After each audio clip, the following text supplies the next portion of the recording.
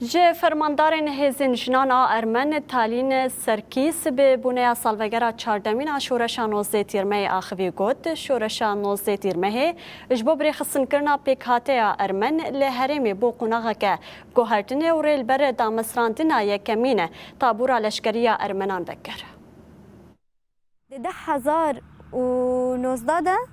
tabûra Şehîd Nobel Ozanyan hat vekirin fermî kemîn ya Ermen ku fermî hat vekirin ya tabûra Şehîd Nobel Ozanyan bû hevalê jin û hevalê xort bû. Derê de tabûrek hat ava kirin çawa hemî ku gelê me komkujiyê derbas bûne serwan me ji çiya anî çiyayê Ebdilezîzê anî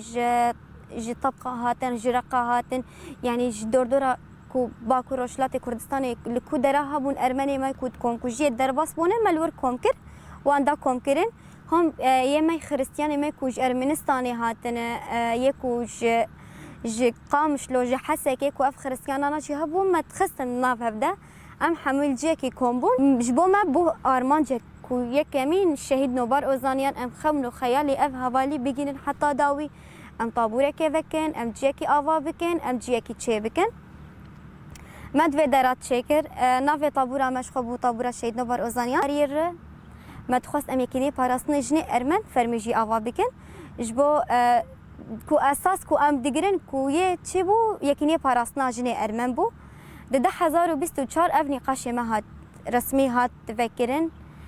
ده دسپیکا 2025 طابورا شهید میدیا جهات آوا کرن بو یکینی پاراستن